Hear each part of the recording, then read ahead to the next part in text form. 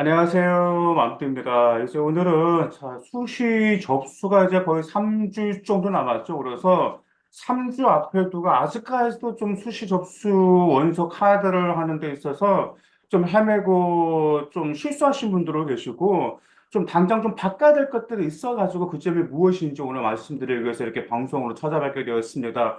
오늘 제 방송 잘 들으시고 나서요. 여러분들도 만약 수시 카드 이렇게 구성하고 있다면 당장 띠도 고쳐서 수식 카드를 다시 전략적으로 구성하실 필요가 있습니다. 시간은 약 3주 충분한 여유가 있기 때문에요. 첫 번째로 아직도 교과 3장 이상을 지원하는 그런 아이들이 있어요. 어떤 남학생이 이런 말 하더라고. 그저께 상담했는데 학교 선생님이 우리 생기부 기록이 좋지가 않으니까 그 교과로 다 지원해라 라는 선생님이 그렇게 말씀하셨대요. 그다음 한 여학생 같은 경우는 우리 학교는 학종을 잘 보내지 못하니까 교과로 지원해라. 그리고 수능처럼 충족시켜서 대학교를 잘 가라라고 이렇게 말씀하셨다는 점이죠.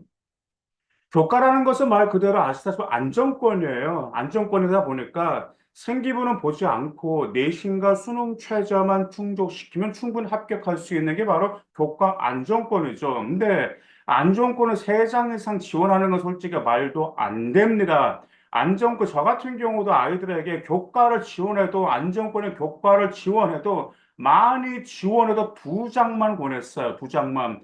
보통 이제 어떤 학생 같은 완전 안정권을 한 장만 권했다라는 말을 물론 아이들마다 장단점이 있어. 어떤 아이 같은 경우는 수능 최저 충족 예를 들어서 수능 최저가 높이 설정되는 교과라면 거기를 충족시켜가지고 추가별로 노려서 이런 교과 전략이 있는데 우리 일반고 학생들 같은 경우는 수능 최저를 좀 충족시킨다라는 게 약간 좀 많이 불안불안하고 자신이 없다 보니까 여기서 완전 안정 교과 잡았는데 거기서 3장 이상 지원하는 것은 말이 안 됩니다. 그리고 또 하나가 생기부가 좋지 않아서 나는 교과를 지원해야 될 것 같아요 라고 말하는 학생들 모든 대한민국 일반고 학생들 생기부는 비슷비슷합니다. 제가 대한민국의 모든 고등학교 정말 뭐 제주도 저기 땅끝마을까지 모든 학생 생기부를 분석하지만 다 거기서 거기에 서울에 있는 강남이나 고등학교를 강남을 할지라도 생기부 일반고는 비슷비슷합니다. 그렇기 때문에 여러분들이 생기부를 꼼꼼히 좀 분석을 하셔가지고 그래도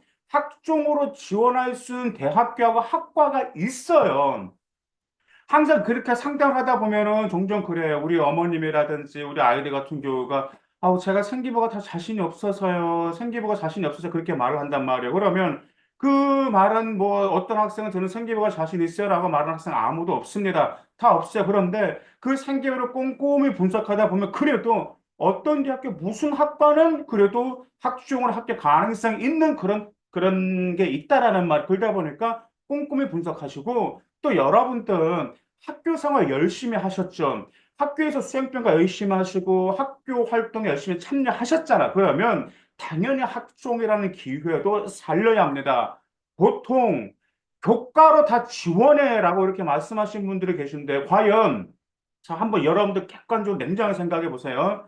제가 학생들의 생기부를 꼼꼼히 분석할 때 못해도 시간 소요가 2시간에서 3시간 정도 시간이 걸립니다. 3시간 정도. 그럼 3시간 정도 분석, 물론 우리도 컴퓨터를 돌리긴 돌려요. 근데 돌린다 하더라도 컴퓨터는 어디까지나 좀 그게 이제 어떤 데이터베이스로만 나오는 거지. 그래도 아이의 스토리라든지 아이의 역량이라든지 아이의 과정을 성장하는 것은 직접 읽어봐야 되거든요. 근데 그것도 한 3시간 정도 걸리는데 과연 3시간 정도 생기부를 학교에서 분석해 가지고 야, 그래도 어디 한번 학종을 한번 지원해 봐라라고 하실까? 저는 참, 저는 좀 그게 약간 의구심이 들어요. 그러다 보니까 학교에서는 그게 선생님 무리단 말이야. 학생들을 관리도 있고 우리 도울 학교 선생님들이 수시철에 다가오면 매우 바쁘단 말이에요. 바쁘기 때문에 그러다 보니까 이제 뭐 교과 내신 고서 어디 가라. 보통 우리가 어디 진로 상담 간다 하더라도 내신 것으로 봐라. 생기부가 꼼꼼히 분석이 안 들어가잖아. 그러다 보니까 여러분들의 생기부로 꼼꼼히 분석하실 필요가 있다라는 점 제발 명심해 주시기 바라겠습니다. 자, 두 번째, 지금 올해 지금 뭐 입시에서 이제 의대 중원대 좀 무전공이 현재 지금 많이 왔다 갔다 하고 있는데 무전공을 좀 꼼꼼히 봐셔야 돼. 물론 무전공이 이제 교과와 학종에 있는데 지금 교과 무전공이 많은 편이에요. 교과 무전공이니까 당연히 무엇이 있을까요? 수능 최저가 설정돼 있겠죠. 반면 이제 건대처럼 학종으로 선발하는데 이때 이제 본인이 1학년 마치고 2학년 때 희망하는 학과가 선택이 가능한지 파악하실 필요가 있어요. 현재 무전공으로 무조건 지원하면 2학년 때 이제 아이들이 그러고 내가 1학년 때는 얘 다니다가 2학년 때 내가 원하는 학과 선택하면 되겠지라고 단순히 생각하는 경향이 있습니다. 만약에 나는 학과 상관이 없어. 대학교만 올릴 목적이야. 그러면 상관없어요. 하지만 그게 아니라면 여러분들 무조건 꼼꼼히 보셔야 돼요. 더구나가 올해 분명 무조건 엄청나게 많이 몰릴 겁니다. 많이 뽑기 때문에. 다만 그 반면에 많이 뽑는다라는 것은 경쟁률도 올라가겠지만 추합도 많이 돈다라는 말이죠. 그럼 여러분들 무전공을 지원할 때 대체 어떤 학생을 선발할까라는 점 종종 궁금하신 분. 만약에 이제 교과로 뽑는다라면 뭐 내신하고 수능 쳐도 충족이겠죠. 근데 이제 건대처럼 된다고 하면 그 계열에 따라서 그 대학교 인재상이라든지 그다음 서류평가 있잖아요. 서류평가라든지 그다음에 대학교마다 색깔이라는 게 좀 있어요. 뭐 건대만은 뭐 좀 생명 쪽이라는 색깔 여러 가지 색깔들이 있잖아요. 그러다 보니까 그 대학교만의 색깔을 검토하고 여러분들이 부합되는지 잘 판단해서 학종으로 지원하실 필요가 있습니다. 무슨 말씀 이해가시죠? 그러다 보니까 무턱대고 무전공을 지원하지 말고 무전공이 여러분들 1학년 맞춰서 이 학교 선택 가능한지 혹시 이 학교는 어떤 학생을 선호할 것인지 서류평가를 어떻게 할 것인지 이런 점들 고려하시고 지원하시기 바라겠습니다. 근데 세 번째, 지금도 이런 학생들이 있더라고요. 학종으로 지원하는데 학과가 맞지가 않아요. 대부분 이제 이런 학생들 같은 경우는 수능 최저가 자신이 없다 보니까 일단 내신에 맞춰서 학종으로 지원하려는 경우가 있습니다. 우선 여러분들이 교과 이수를 적절히 했는지 그리고 그 학과에서 요구하는 역량과 진로 역량은 드러났는지 파악이 필요해요. 그리고 생기부와 맞지 않는 학과를 지원하면 대학교 평가는 어떤 생각을 하게 되냐면 우리 대학교 왜 지원했지? 점수 때문에 내신 때문에 맞춰가지고 지원했나라는 생각이 들죠. 이런 생각이 되면 학종에서 불리합니다. 그러다 보니까 여러분들이 고등학교 3년 동안 생활 기록부를 보면서 생기부를 쭉 보면 떠오르는 학과, 아하, 그 학과라는 그 떠오르는 학과가 있을까라는 말이 그래서 그 학과에 지원하는 게 맞습니다. 왜? 그 학과에 지원을 그게 또 그 학과가 맞다라는 것은 여러분의 관심이 있는 학과이고 그다음에 관심 있는 학과이기 때문에 그와 관련된 수행평가라든지 동아리 활동이라든지 학교 교내 활동, 팀 프로젝트를 맞춰 나갔기 때문에 그 생각이 드는 거기 때문에 여러분들이 거기에 맞추시기 바라겠습니다. 일단 네 번째, 이건 대한민국의 모든 고등학생들이 피하고 싶은 거죠. 바로 면접은 피해서 지원하고 싶어요. 라는 학생들이 있어요. 이것은 면접을 피하고 싶다라는 것은 6장 모두를 교과로 그 지원한다라든지 아니면 수능 최저가 설정되는 이대 미래인재라든 홍익대를 지원하는 이런 전략, 이런 학생은 전략에 그 지원해야 되겠죠. 그런데 면접을 피해서 학종을 노린다는 것은 죄송하지만 불가능합니다.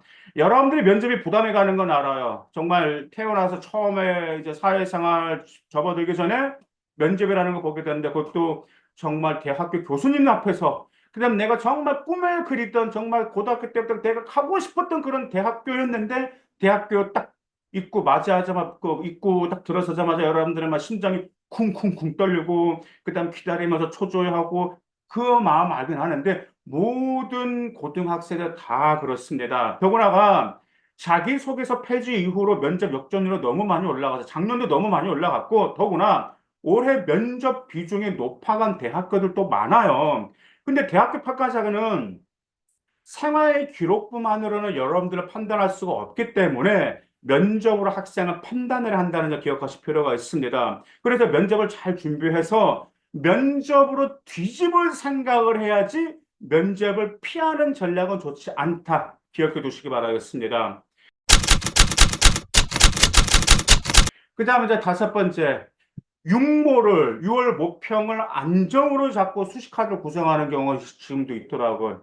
이건 매우 무모한 도박입니다. 이건 매우 무모한 도박이에요. 보통 진짜 육모가 보통 이제 삼모보다 이제 떨어졌단 말이에요. 삼모보다 좀 떨어지면 그러면 육모가 이 정도 뭐 삼합 7, 삼합 6, 뭐 삼합 8 정도 나왔으니까 어디 라인을 좀 그 안정권을 잡고 좀 위로 수시로 지원해야 되겠다라는 게 있는데 이게 왜 무모한 도박이냐면요. 자, 육모에서 재수생들 19% 정도가 진짜 나왔어요. 응시를 했는데 수능 때는 그 두 배 19%가 또 나와요. 그러니까 약 40%가 수능 때 나온다라는 거. 근데 수능 때 나온 19%가 수능 끝판왕입니다. 일단은 여러분들이 일단은 모평으로 그 안정을 잡을 것인지 교과 내신을 안정으로 잡을 것인지는 여러분들이 이제 장점을 잘 살려야 되겠죠. 근데 여러분들이 그래 나는 그래도 수능의 강점이니까 모평으로 안정권을 잡을 거야라는 생각하면 일단은 영어가 2등급 이상인지 그리고 국어와 수학이 최악의 경우를 고려해서 안정으로 잡는 것이 바람직하죠. 그래서 내가 정말 수능 때 육모가 이 정도 내가 육모가 3합 6에 나와서 3합 7에 나왔어. 근데 수능 때 최악의 상황에 국어 하나 수학 하나 떨어지면은 3합 8 정도 되겠지라고 하면서 그걸로 안정으로 잡아가되 대신 면접은 수능 이후 면접에 있는 대학교를 설정하시는 게 거기 지원하는 게 맞겠죠. 그러다 보니까 육모대로 나오면 정말 괜찮아요. 근데 그게 계획대로 안 돼요. 그러다 보니까 거기서 모든 게 그냥 입시가 좀 망쳐버리는 그런 경우가 종종 발생할 수 있기 때문에 여러분들이 모평으로 안정을 잡을 때는 최악의 상황을 고려한 카드도 살려야 된다라는 점 기억해 두실 필요가 있습니다. 그래서 지금 오늘은 이제 지금 제가 수시 컨설팅을 지금 진행하면서 좀 이런 좀 안타까운 사연에 있어서 이렇게 방송을 풀어봤는데요. 일단 수시라는 것은 일단 남에게 맡긴 것보다 여러분들이 먼저 본인 자신을 잘 알아야 됩니다. 그러다 보니까 여러분의 생기부라든지 본인만의 장점을 꼼꼼히 분석하시고 생기부 분석은 정말 시간을 소요되기 때문에 대충 읽어보고 좋다 안 좋다 이것은 솔직히 판단이 어렵기 때문에 일단 여러분들 객관적으로 꼼꼼히 잘 평가해 보시기 바라겠습니다. 감사합니다.